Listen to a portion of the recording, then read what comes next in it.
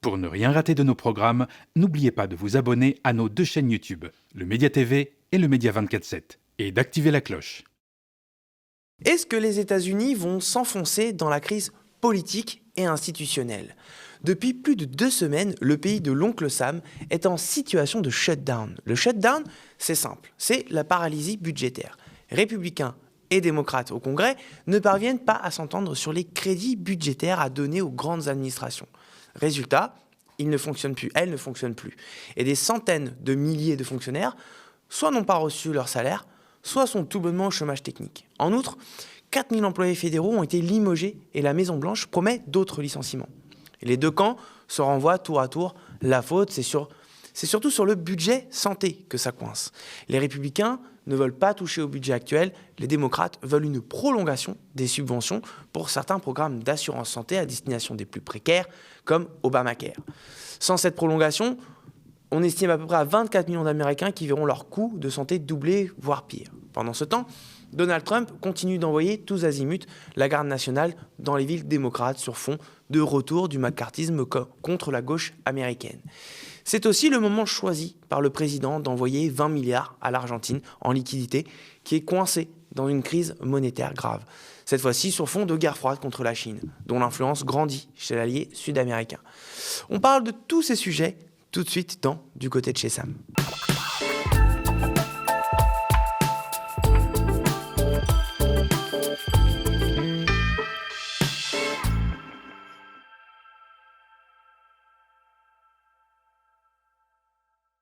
Pour discuter de tout ça, donc, je suis en compagnie, comme la dernière fois, de Claire Rabès, consultante et militante démocrate. Bonjour. Bonjour Claire.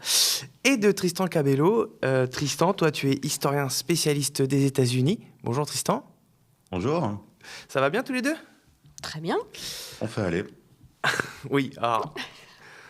Effectivement, la conversation qu'on va avoir ne va pas être très optimiste, je ne vous cache pas. Mais quand même, avant de rentrer dans le vif du sujet, est-ce que vous pouvez tous les deux nous expliquer un petit peu plus en détail ce qu'est le shutdown qui a lieu en ce moment aux États-Unis et surtout comment un tel blocage peut exister ? Parce qu'en France, sans doute les gens qui nous regardent vont voir l'analogie blocage politique sur la question du budget. Donc la situation est analogue, mais les institutions et les administrations centrales aux États-Unis, au contraire de la France, elles sont complètement bloquées. Est-ce que vous pouvez nous expliquer un peu ce qui distingue les États-Unis de la France à ce niveau-là ? Claire, si tu veux commencer. Oui, alors le shutdown, effectivement, c'est un blocage parlementaire. Pourquoi ? Puisque, en fait, au 30 septembre aux États-Unis, c'est la fin de l'année fiscale. Et donc, pour engager de nouvelles dépenses fédérales, il faut qu'il y ait un budget de voter et le Congrès doit se mettre d'accord. Okay. Et au sein du Congrès, eh bien, effectivement, ils ont besoin, notamment au Sénat, donc la majorité a besoin au Sénat, de 60 voix sur les 100. Et donc, il manque, malgré la majorité des républicains au Sénat actuellement, il manque en fait l'équivalent de 6 à 7 voix pour voter le budget. Et donc, il faut que la majorité des républicains aille chercher ces voix pour voter le budget. Ce qui, clairement, n'est pas le cas aujourd'hui. Et donc, ce blocage parlementaire donne lieu à un blocage institutionnel, un blocage politique et aussi, du coup, effectivement, un blocage des services publics au sein du pays. Et il y a différents types de services publics à ce moment-là. Il y a des services publics un petit peu dits essentiels, si on peut dire ça comme ça. Donc, il y a par exemple le contrôle aux frontières, les contrôles aériens, etc., qui vont être maintenus. Donc ça, c'est toujours des fonctionnaires qui travaillent, mais qui seront payés on ne sait pas quand, c'est-à-dire avec un délai. Donc, ils travaillent sans être payés, ce qui est quand même extrêmement compliqué pour ces fonctionnaires. On parle à peu près de 750 000, je crois, fonctionnaires concernés dans ces services dits essentiels sur les, Tristan, je ne sais plus exactement, mais 1,5 million, je crois, de fonctionnaires au total, qui, eux, sont carrément au chômage technique dans les autres services. Et on parle là de choses complètement différentes, c'est-à-dire, on parle par exemple du versement des aides sociales, par exemple. Ouais. Donc, ce n'est pas anodin, mais on parle aussi et c'est souvent donné comme exemple des parcs nationaux. Donc voilà, on parle il y a des musées, des parcs nationaux des musées, des parcs nationaux, mais aussi les programmes de soutien, comme on le disait, du coup, d'aide sociale. Donc ça peut aller, par exemple, pour les écoles, le fonctionnement des écoles, des cantines, etc. Donc en fait, c'est vraiment le quotidien qui est affecté. Au-delà bien des fonctionnaires, bien entendu, qui sont au chômage technique et donc pas payés, il y a aussi le quotidien des citoyens américains qui est impacté très directement par ce shutdown. Oui, donc c'est vrai que je l'avais dit en intro, j'ai donné quelques chiffres un petit peu en intro, mais c'est plusieurs centaines de milliers de fonctionnaires qui se retrouvent soit au chômage technique, soit qui ne sont pas payés, voire même certains sont licenciés. Tristan, toi, à l'époque du premier mandat de Trump, on avait déjà eu un shutdown assez long comme ça. Est-ce que celui-là promet d'être encore plus long?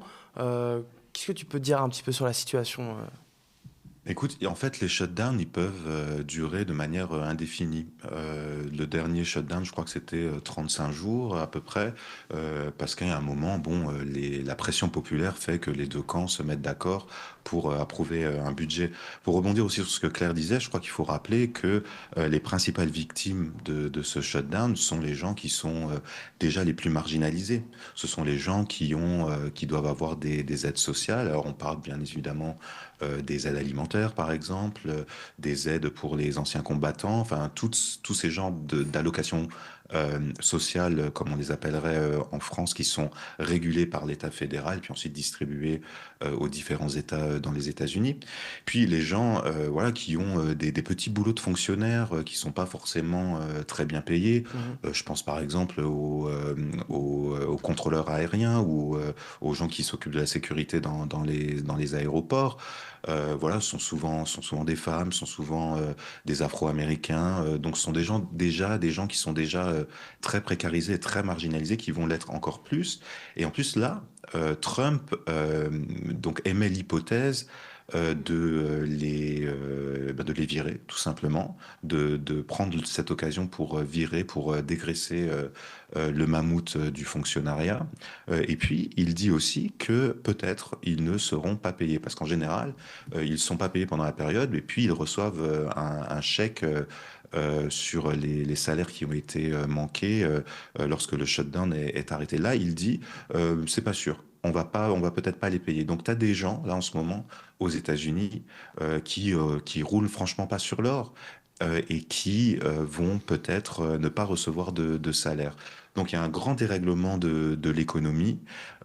À un moment ou à un autre, je pense que les deux camps vont se mettre d'accord et vont obtenir un budget.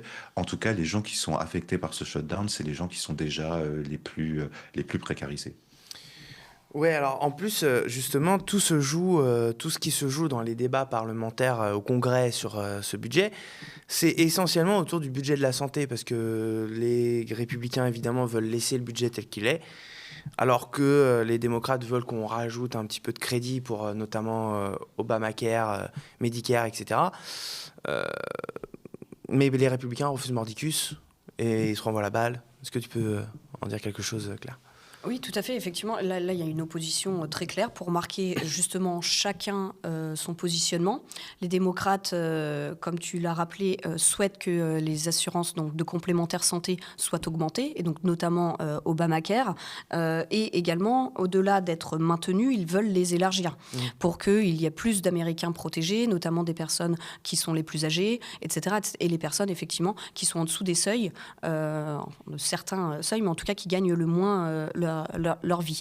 Donc il y a une volonté là des démocrates de marquer le terrain, de dire qu'ils veulent protéger les Américains justement contre en plus les défis de l'économie actuelle, l'inflation en premier lieu par exemple, et donc les aléas de la vie, puisque la complémentaire santé touche véritablement au quotidien. Encore une fois, vous avez un problème de dents, vous devez aller chez le médecin, vous devez emmener votre enfant chez le médecin, etc., etc. Donc là, ils font le pari d'avoir une position très claire, marquée dès le départ sur ce budget. Les républicains, à contrario, effectivement, marquent, eux, qu'ils ne sont pas d'accord parce que ce serait des dépenses de soutien et donc d'assistanat. C'est comme ça qu'ils le disent et comment nous, on le traduirait en France, malheureusement. Et donc, eux aussi veulent marquer que, effectivement, le terrain du budget est le leur et qu'ils vont finalement arriver arriver à pointer du doigt les démocrates, puisque, et c'est écrit en tant que tel sur le site, par exemple, de la Maison-Blanche, la faute du shutdown est donnée aux démocrates, donc à la paralysie, donc à tout ce qu'on vient d'égrener, le non-paiement, le non-fonctionnement des services publics au quotidien, etc. etc. Mais les républicains, encore une fois, disent que c'est eux qui ont le terrain parlementaire, qu'ils vont réussir à faire voter le budget selon leurs termes, et donc qu'ils n'ont pas besoin de débattre avec les démocrates. Actuellement, en tout cas, la situation, et on pourra parler des évolutions après, évidemment, mais la situation actuelle est d'un blocage politique au sens propre du terme, pour que les positions soient bien claires. Comment tu vois, toi, l'évolution de justement ce blocage, de ce désaccord, et comment, selon toi, par exemple, justement, démocrates et républicains pourraient réussir à finalement se mettre d'accord? Ouais, bon, alors le Obamacare, tu vois, c'est vraiment une obsession chez les républicains. Ils détestent Obama, et puis pour eux, l'Obamacare, c'est tout simplement un peu, c'est du socialisme. C'est-à-dire qu'on subventionne des aides pour le système de santé. Le problème, c'est que chez les gens, chez les démocrates, même chez les militants démocrates, mais chez les gens qui votent pour le Parti démocrate, l'Obamacare, c'est une réforme qui a été un peu ambigu et qui est perçu, qui est pas toujours bien perçu en fait par les gens que cela sert. Pourquoi? Parce que l'Obamacare, bon, c'est assez simple en fait. L'Obamacare, c'est une loi qui dit que tous les Américains doivent être assurés, et pour faire en sorte que tous les Américains soient assurés, il y a des subventions qui sont données aux assurances santé pour qu'elles baissent le prix de leur police d'assurance, et puis des subventions qui sont données aux particuliers pour qu'ils puissent les acheter. Le problème, c'est que ces assurances santé, elles sont pas très bonnes. C'est-à-dire elles ne couvrent pas toutes les pathologies. L'assurance santé aux États-Unis, voilà, ça marche comme une assurance auto en France, c'est-à-dire qu'il y a des franchises, il y a des copaiements, il y a des maximums de paiement, il y a des pathologies qui sont pas couvertes, etc., etc., etc. Et donc, même si le nombre d'Américains qui a donc une assurance santé a augmenté depuis l'Obamacare, ça c'est tout à fait vrai. Le nombre d'Américains qui a déposé banqueroute à cause d'un problème de santé a aussi augmenté. Ouais. Donc tu vois que l'Obamacare, ça ne change finalement pas grand-chose. C'est-à-dire il y a des gens qui sont assurés, mais ils sont mal assurés et ils n'ont pas accès aux soins dont ils ont besoin, mais ils doivent s'assurer. Donc tu vois, il y a une ambiguïté là, et c'est pas perçu souvent par les gens que cela sert comme une bonne mesure. D'ailleurs, les gens que cela sert principalement, c'est-à-dire les gens qui ont accès qui ont besoin de l'accès à l'Obamacare, c'est plutôt des gens qui sont dans des États républicains. Ça ne veut pas dire qu'ils sont tous républicains, bien sûr, mais 77% des gens qui ont accès à l'Obamacare, c'est dans des États rouges. Alors, il va y avoir un moment où les deux camps vont devoir se mettre d'accord. Là, ce qui est très difficile de voir, c'est que quand tu regardes les sondages, les gens blâment plutôt les républicains pour ce shutdown. Ouais. Mais c'est vraiment, c'est très limite, hein. Il y a une moitié qui blâme les démocrates, l'autre qui blâme les républicains. À qui tout ça va servir? Moi, je crois que Trump, il n'a pas du tout à gagner à s'engager dans cette bataille de l'assurance santé, ni les démocrates d'ailleurs. Et donc, il y a un moment où je pense on va trouver un compromis. Mais là, encore une fois, c'est pas vraiment pour une réforme de l'assurance santé ou du système de santé. C'est simplement pour faire en sorte que les gens puissent acheter des assurances santé à moindre coût. Donc il n'y a pas de grande réforme là en jeu, c'est simplement pour que les subventions soient débloquées pour que les gens puissent acheter leur assurance santé. Ouais.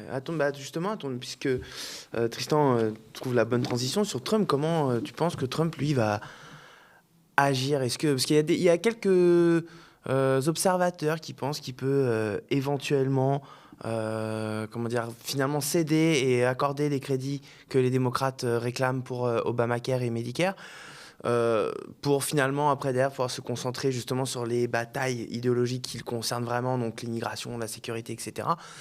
Qu'est-ce que t'en penses, toi?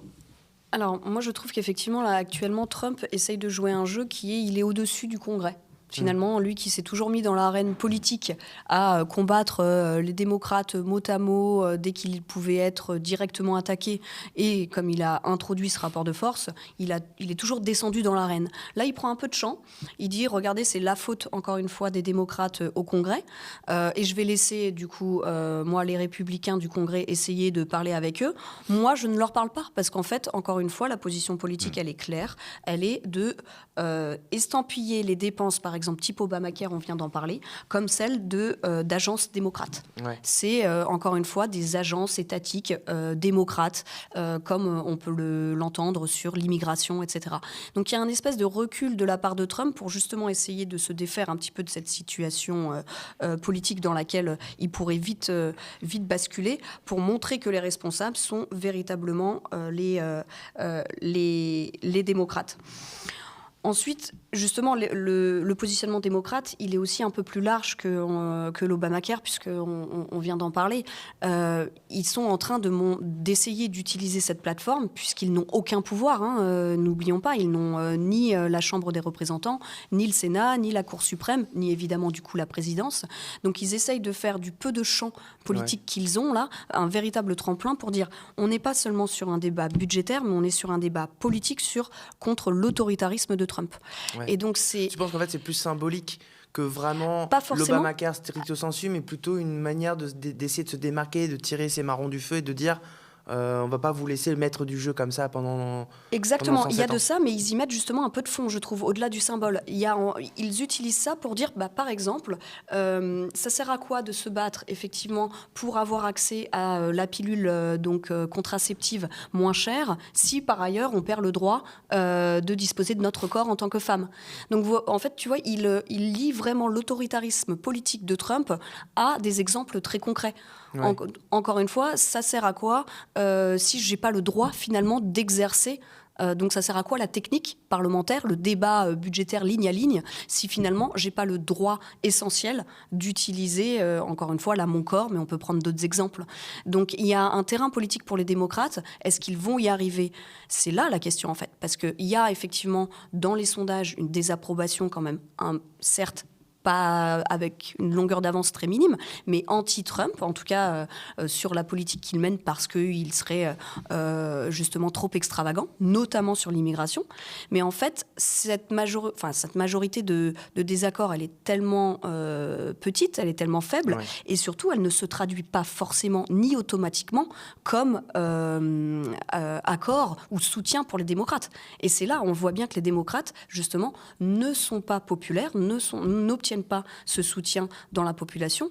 Pourquoi ? Parce qu'en fait, même si Trump finalement va trop loin, les électeurs soutiennent quand même la direction dans laquelle il va. Ouais. Et donc on parle budgétaire, on parle immigration, peu importe le sujet, mais il y a quand même en sous-jacent, même si encore une fois Trump va trop loin, une approbation de la politique qui est menée.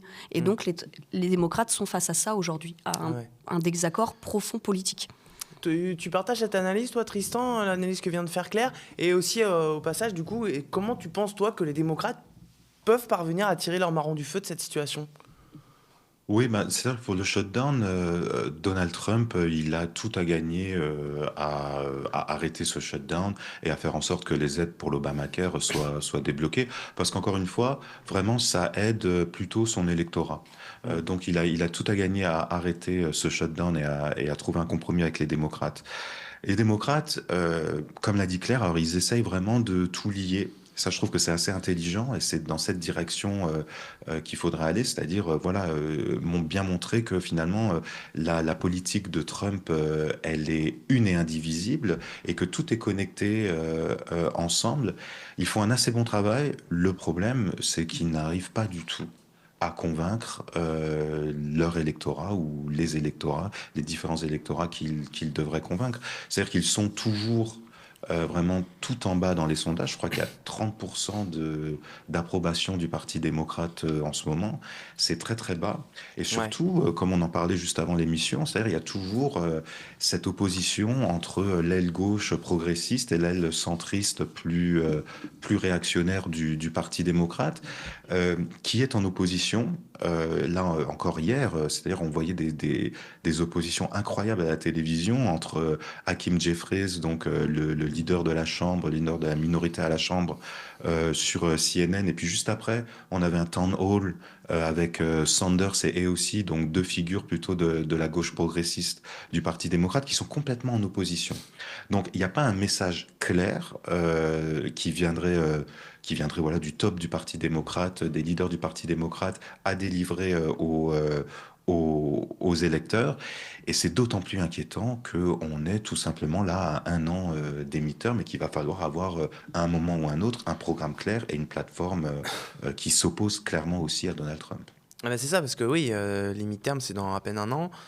J'ai l'impression que le Parti démocrate paye à la fois ses divisions, en tout cas le refus peut-être de s'inscrire dans une ligne claire. On en parlait la dernière fois qu'on a fait une émission comme celle-ci tous les trois, que le Parti démocrate n'arrive pas encore à vouloir vraiment dégager une ligne claire et à gauche qui va faire front contre front face justement à l'extrémisme et au caractère fascisant de la gouvernance de Trump. Et en même temps, j'ai l'impression qu'il paye aussi, parce que finalement c'était il y a quoi, même pas 1 an, la campagne calamiteuse de Kamala Harris. Claire, qu'est-ce que tu en penses? Je m'adresse à la militante démocrate.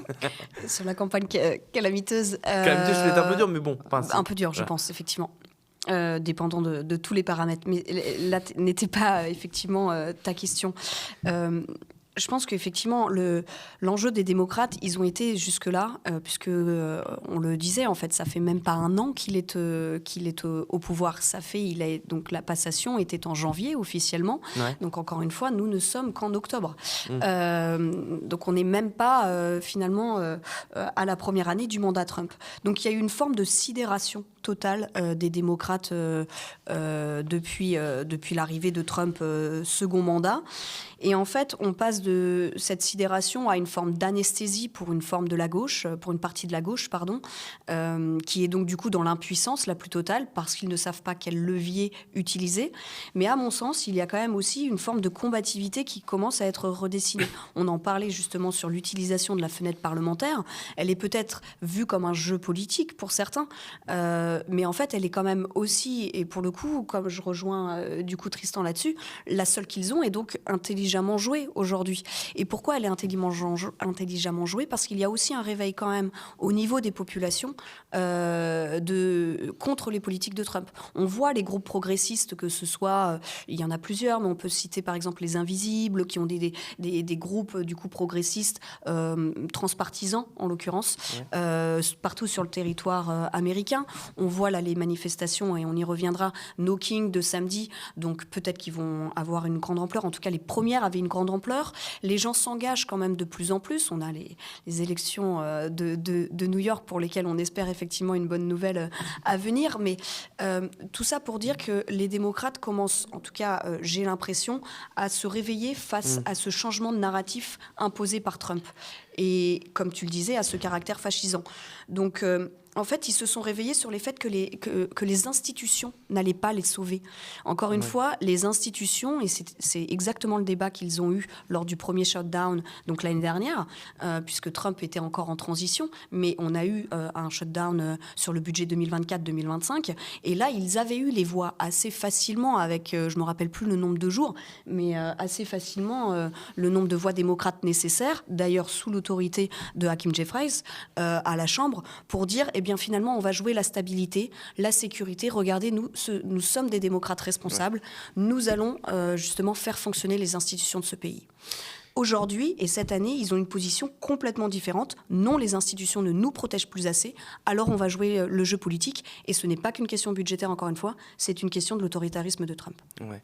Mais c'est peut-être bien que tu parles du mouvement No Kings, parce que ça peut être intéressant de remonter la question là maintenant finalement, parce que comme on parle effectivement de comment la gauche peut réagir face à la situation, toi Tristan, comment tu vois alors le mouvement No Kings, pour rappeler le contexte, c'est un mouvement qu'on avait vu en juin dernier, lorsqu'il y a eu c'est les manifestations qui avaient débouché sur les fameuses émeutes de Los Angeles, qui ont ensuite débouché sur la garde nationale, l'envoi de la garde nationale à Los Angeles par Donald Trump, etc. Et là samedi 18 octobre, du coup, il y a ça reprend, enfin No King reprend. Toi, est-ce que tu penses que justement c'est peut-être le signe qu'à un moment donné la population américaine va enfin se mettre en lutte, et que la réponse à Trump peut venir du coup de la rue? Ça, c'est très clair. C'est très clair, hein. C'est-à-dire qu'il y a une résistance qui est en marche. C'est une résistance qui n'est pas forcément visible.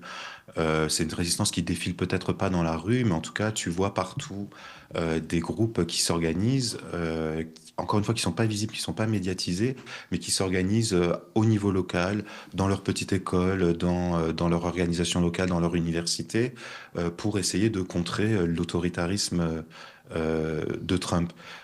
Je reviens aussi à ta question d'avant. Moi, je suis un peu plus dur que Claire sur la campagne de Kamala Harris. Moi, je l'ai trouvée calamiteuse et moi, j'ai été vraiment chaque semaine insulté par cette campagne. Et pourtant, je suis un électeur de gauche et pourtant, je voterai plutôt pour elle. Et je crois que beaucoup de gens, en fait, se sont sentis comme ça. Il faut pas oublier que cette victoire de Trump, c'est moins une victoire de Trump qu'une grande défaite du camp démocrate. C'est-à-dire qu'ils ont tous les deux perdu des voix, mais Kamala Harris en a perdu beaucoup, beaucoup plus que Donald Trump. Et tu as des gens qui se sont sentis vraiment, qui se sont sentis orphelins dans cette campagne. Le grand paradoxe du Parti démocrate, c'est que quand tu regardes toutes les enquêtes d'opinion, alors pas les sondages, hein, mais les vraies enquêtes d'opinion qui sont faites par des universitaires et des think tanks très sérieux, on voit que les mesures que les Américains attendent, ce sont plutôt des mesures qui devraient être prises par le Parti démocrate. Par exemple, une des mesures que les Américains attendent, c'est Medicare for All. Ça revient à la question du début sur l'Obamacare. Medicare for All, ce serait quoi? Ce serait de créer une assurance santé comme on l'a en France, c'est-à-dire une assurance santé publique qui serait pour tout le monde et qui marcherait comme celle que l'on a dans tous les pays occidentaux, hein. En gros, ça c'est 70% des Américains qui veulent ça, c'est même 49% chez les républicains. Donc tu vois que c'est vraiment beaucoup de gens. Une autre mesure qui est très populaire, ce serait College for All, c'est-à-dire les frais d'enregistrement dans les universités gratuits pour les 2 premières années. Et puis quand tu vois, par exemple, on parlait de Zoran Mamdani et de sa campagne à New York, la campagne que Zoran Mamdani fait à New York, on l'a testée au niveau national et on a demandé aux gens s'ils étaient d'accord avec les différentes mesures qu'il propose. Bon, c'est pas des mesures révolutionnaires, hein, c'est le gel des loyers, c'est les bus gratuits et c'est des crèches gratuites. Et ben ça, une majeure partie des Américains sont d'accord avec ça. Et donc tu vois, il y a une plateforme là, il y a un programme qui est tout prêt pour le Parti démocrate, c'est-à-dire que n'importe qui présenterait Medicare for All ou College for All, qui sont des mesures qui sont tout à fait financées, eh bien, cette personne-là gagnerait. Le problème du Parti démocrate, c'est qu'il ne met pas en avant ces mesures-là. C'est un parti qui est vraiment dépendant de nombreux riches donateurs, de lobbyistes, et qui donc ne met pas en avant les mesures de gauche qui plairaient à une grande et une majeure partie des Américains. Donc là, il y a un petit problème. Et donc je reviens avec No Kings. No Kings, alors c'est important, bon, ça revient là le 18. Ce qui est très surprenant, c'est que moi, j'ai reçu un email il y a pas très longtemps, la semaine dernière, pour me présenter dans une manifestation. Et j'ai remarqué que beaucoup de gens autour de moi ne savaient même pas qu'il y avait une manifestation le 18. Et ça, c'est très surprenant, parce que moi, je suis entouré vraiment de gens qui sont assez politisés, plutôt de gauche, et qui devraient être présents dans ces manifestations. Mais on voit que vraiment, du côté de l'opposition à Donald Trump, on a une opposition qui est en fait très fragmentée, Ouais. qui est fait voilà de chapitres locaux, de gens qui sont des démocrates centristes, et puis de gens qui sont pas du tout estampillés, ou des déçus de Trump aussi. Et ça, le grand problème pour le Parti démocrate, c'est que le Parti démocrate n'arrive pas à coaliser tous ces gens, tous ces groupes, et à proposer quelque chose qui les entraîne vers les midterms. Donc vraiment, je rappelle que le Parti démocrate devrait être majoritaire dans le pays. C'est le parti qui devrait présenter des mesures de progrès social que les Américains attendent, mais qu'il refuse vraiment obstinément, et Kamala Harris, elle l'a fait pendant sa campagne, de proposer des mesures comme Medicare for All, par exemple, qui pourraient remporter une majorité de suffrage. C'est vrai qu'on a l'impression, c'est le dernier point de ce sujet avant de passer au second, mais c'est vrai qu'on a l'impression que le Parti démocrate, quand on voit les différents mouvements qui se mettent en place, mais le comportement du Parti démocrate lui-même, on a l'impression un peu que la gauche américaine s'est éparpillée façon puzzle, un peu toute seule. C'est vrai, tout à fait. Et en fait, après, il faut quand même pas sous-estimer le pouvoir de Trump, encore une fois. Et le pouvoir de Trump et de ses acolytes, Trump n'est jamais seul. Et donc, du coup, il est entouré. Il est très fort dans ce qu'il fait. Il impose un nouveau narratif. On en a parlé la dernière fois, mais il change véritablement la façon de faire de la politique. Il instaure déjà un activisme extrêmement fort sur tous les sujets, qu'ils soient économiques, sociaux, politiques. On parle d'immigration, on parle de tarifs douaniers, on parle d'Obamacare actuellement, etc., etc. On parle de tout et il a raison sur tout. Et donc, il impose ses têtes, donc son clan au sein des agences, etc., au sein même des institutions culturelles. C'est exactement ce que fait Giorgia Meloni en Italie, c'est ce que fait Orban en Hongrie, etc. Donc, il n'y a rien de nouveau, mais c'est extrêmement choquant pour les démocrates et pour la population américaine aux États-Unis, parce qu'il le fait de manière très violente. Ouais. Donc, cette sidération pour les démocrates, et on l'a vu dans toute période politique, et même en France, elle est la débandade, tout simplement. La débandade, pourquoi ? Parce qu'en fait, ils ne s'entendent plus dans ce grand parti, entre une droite centriste contre une droite qui va être plus radicale, qui a pu incarner Bernie Sanders pendant longtemps. Mais une gauche, je veux dire. Une gauche, pardon. Tout à fait, une gauche centriste, et une gauche radicale, qui a pu du coup incarner tout à fait Bernie Sanders. Et encore, elle était institutionnalisée, cette gauche radicale, avec un Bernie Sanders sénateur depuis longtemps, ou une Ocasio-Cortez. C'est aussi le reproche qu'on fait à Ocasio-Cortez aujourd'hui, de s'être trop institutionnalisée et centrisée finalement. Donc on a ce grand parti démocrate qui rassemble beaucoup de tendances. Encore une fois, je le dis, en France, on aurait différents partis politiques. Eux, ils n'en ont qu'un. Et donc, en fait, ils se dispersent et ils sont en désaccord.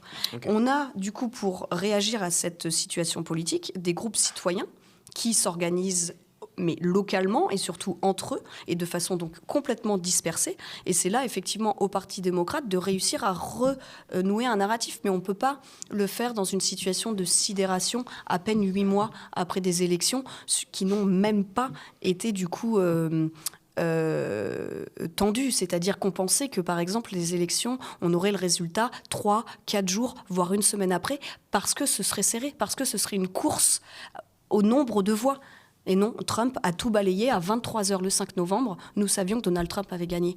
Ouais. Donc, en fait, cet état-là, il ne faut pas le sous-estimer. Et moi, je trouve, à contrario, peut-être que ça paraîtra pour idéaliste, mais qu'il y a quand même des raisons aujourd'hui de se réjouir de, justement, ce dynamisme civique, social, encore une fois, et citoyen, et que les démocrates, avec ce qu'ils font actuellement sur le shutdown, sont peut-être un peu moins anesthésiés que ce qu'on a pu voir les derniers mois. Et j'ose espérer que, du coup, ça va encore aller un peu plus de l'avant avec des propositions fortes, programmatiques, qui, effectivement, je rejoins Tristan aujourd'hui, n'existent pas. Et c'est vrai que la société civile va devoir s'organiser d'autant plus que, on va y venir dans le deuxième sujet de cette émission, parce que là, on va passer, du coup, à la politique sécuritaire de l'administration Trump, On l'a vu ces derniers jours, ça fait des semaines que ça dure, ceci dit. Le président américain a multiplié encore une fois les annonces selon lesquelles la garde nationale allait être déployée dans de nouvelles villes démocrates, uniquement démocrates. Là, récemment en date, Chicago et Portland. Tout ça sur fond, dit-il, de lutte contre la criminalité, mais aussi sur fond de lutte contre ce que Donald Trump et son administration désignent comme le mouvement Antifa. Il a même organisé, en présence de journalistes un peu acquis à sa cause, une table ronde le 8 octobre dernier, durant laquelle la ministre de la Justice, Pam Bondi, a promis, je cite, de détruire l'organisation entière du sommet à la base. Les propos grandiloquents ont fusé de toutes parts, que ce mouvement voulait détruire l'Amérique, etc. Bref, lors de la dernière émission qu'on avait faite tous les trois, je demandais si le macartisme était de retour aux États-Unis, et je suis tombé sur un papier très intéressant de l'historienne Sylvie Laurent, qui, elle, va plus loin. Je cite encore, elle dit « Le macartisme était une version mineure de ce qui se joue aujourd'hui aux États-Unis ». Alors, Tristan, je vais me tourner vers toi en premier ce coup-ci.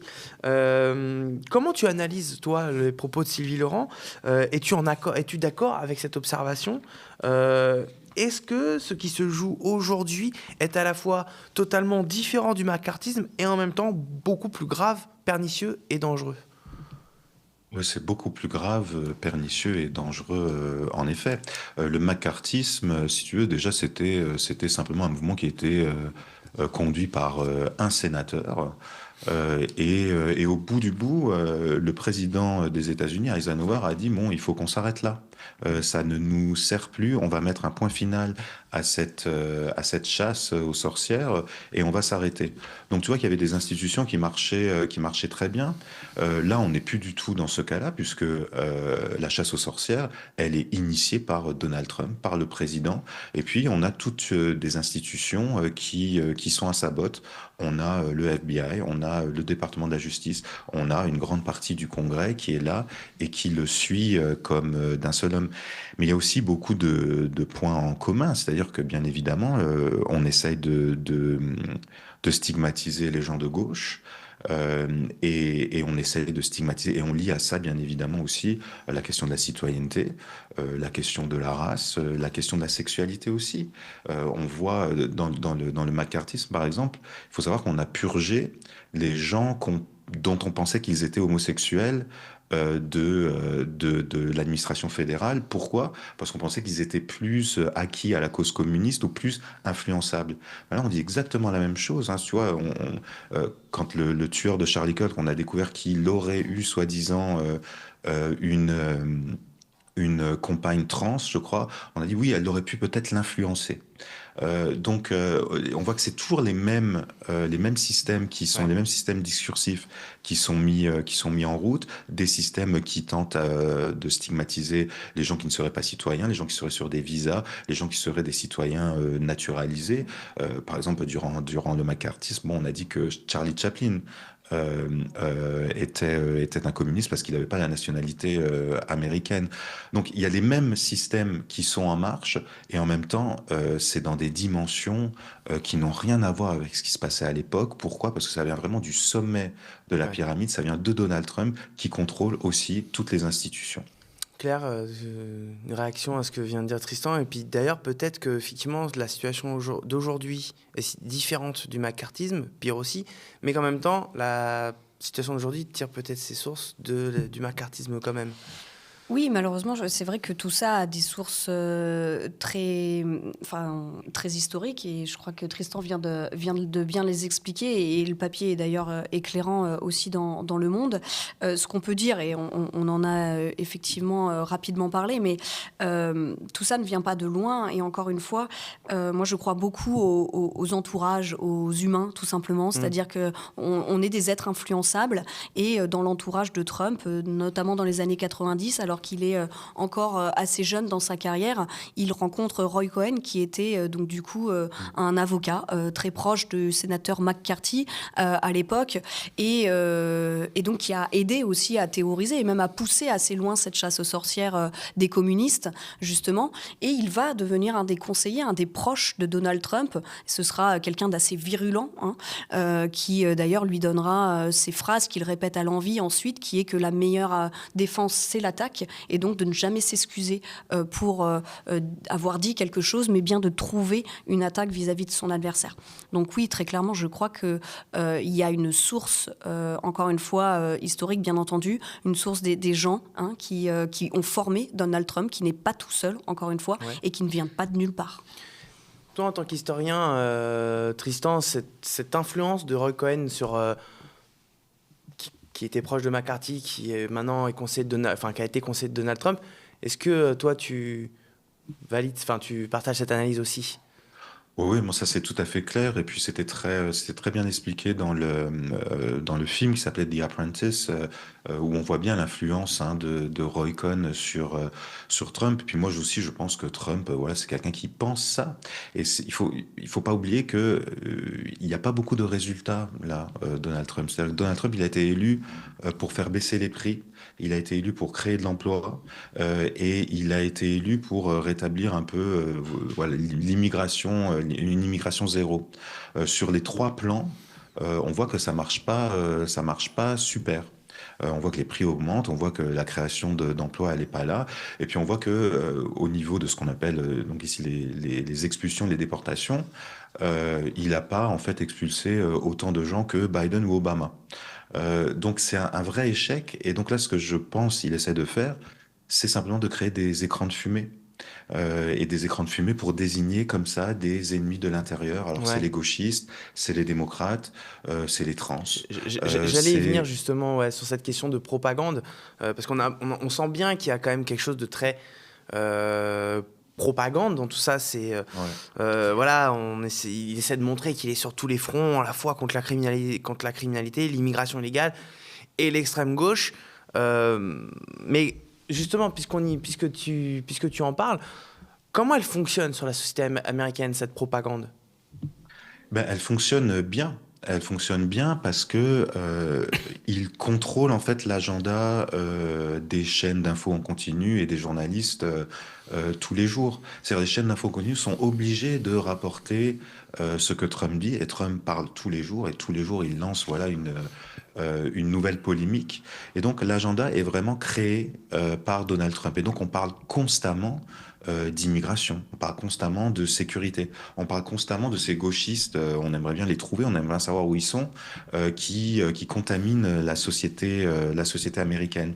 Et donc ça, c'est vraiment une boucle qui est vraiment constante, il impose ces sujets, parce que voilà, les chaînes d'infos en continu en parlent et puis tout le monde en parle.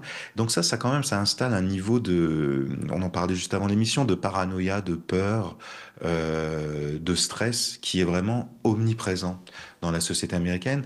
Et donc les gens ont peur et les gens surtout n'ont pas le temps de penser à ce qu'ils devraient penser, n'ont pas le temps d'être critiques Exactement. par rapport à ce qui se passe. C'est très difficile en ce moment voilà, d'exprimer une opinion critique ou simplement même d'avoir le temps de l'exprimer, puisqu'on est pris vraiment dans ce tourbillon médiatique qui est omniprésent.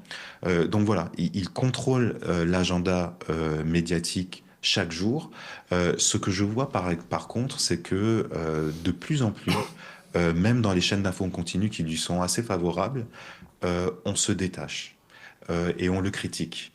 Ça arrive sur Fox News. On a eu des journalistes là hier qui ont décidé de rendre leur badge au Pentagone parce que les règles pour les journalistes étaient devenues beaucoup trop strictes, n'étaient pas OK d'un point de vue déontologique.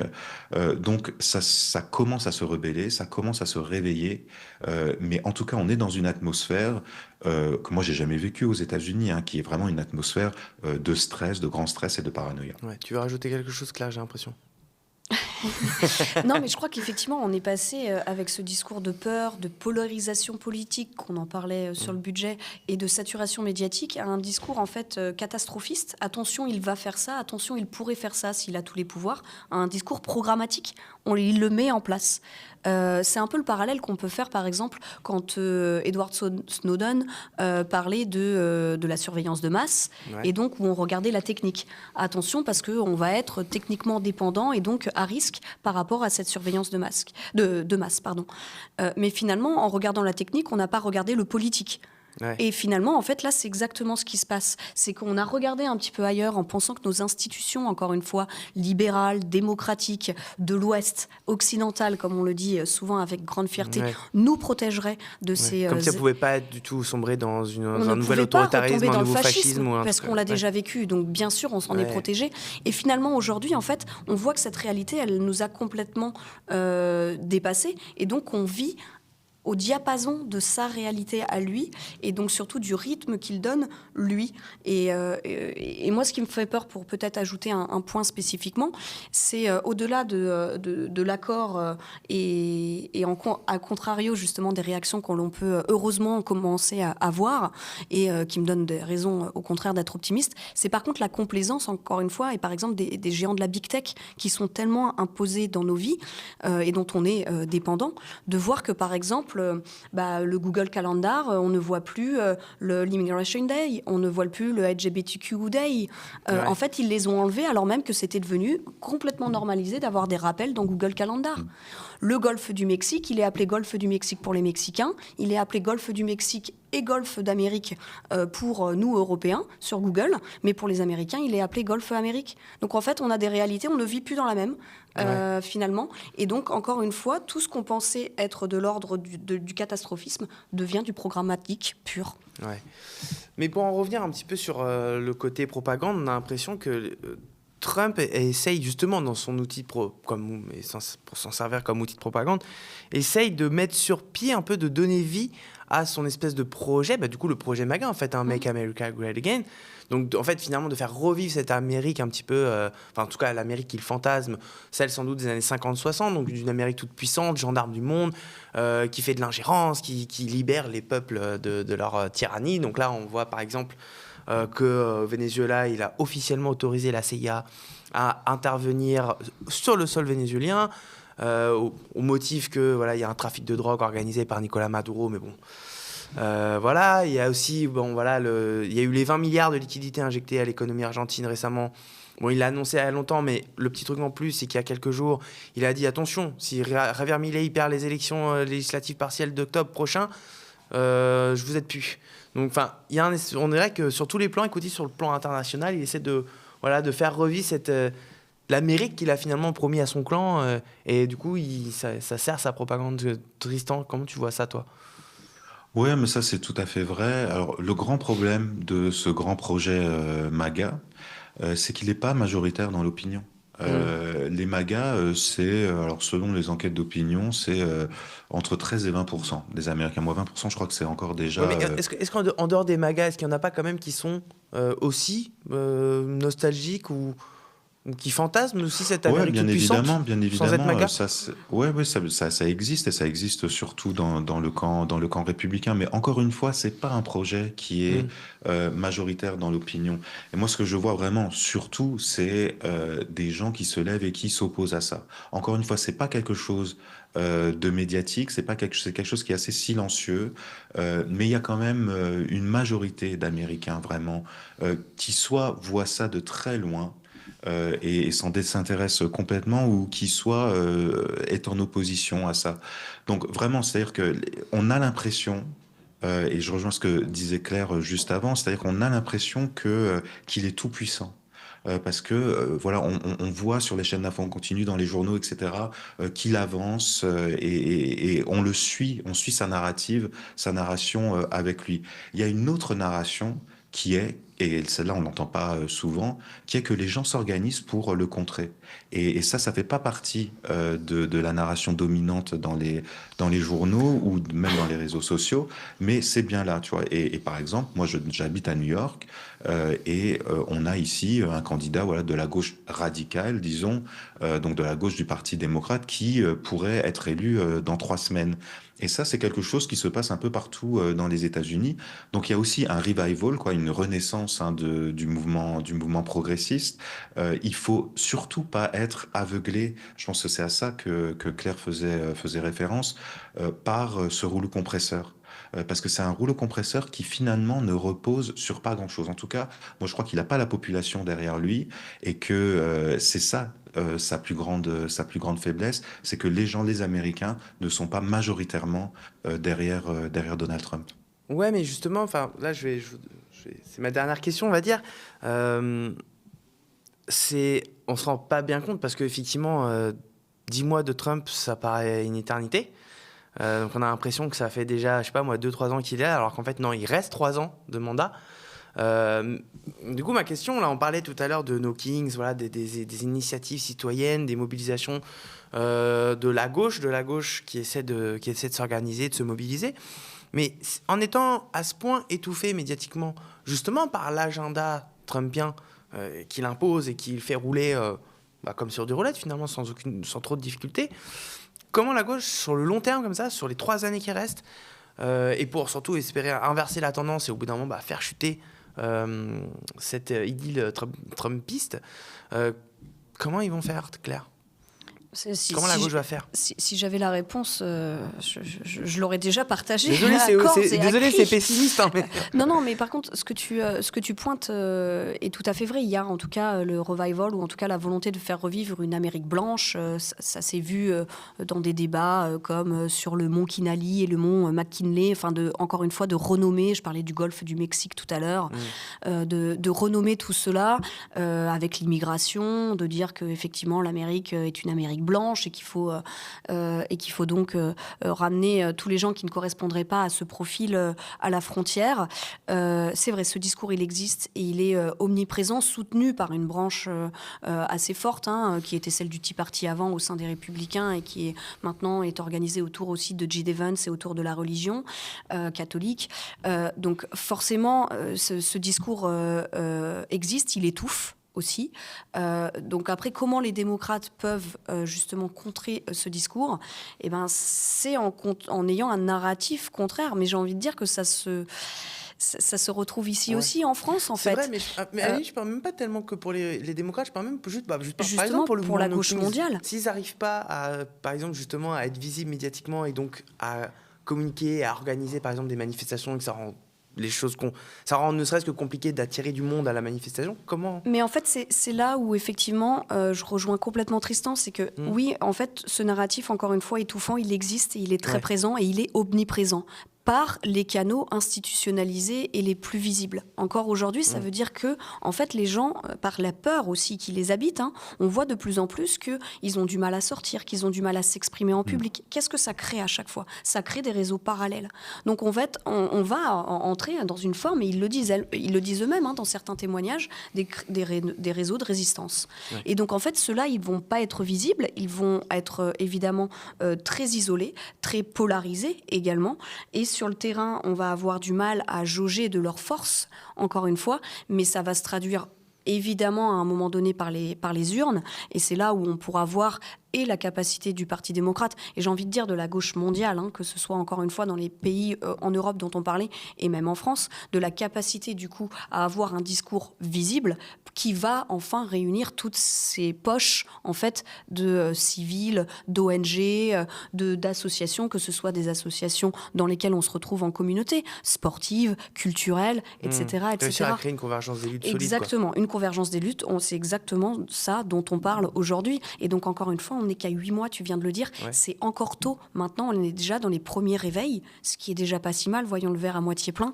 et en tout cas, essayons de s'y accrocher, et j'espère effectivement vraiment que ça va passer le mur du son, on va dire, des médias mainstream, mais en tout cas, pour l'instant, on voit qu'il y a quand même un bouillonnement local, et donc sur tout le territoire américain, qui donne espoir de donner à un moment donné naissance à un nouveau narratif qui sera porté politiquement. Ouais, tu partages l'analyse de Claire.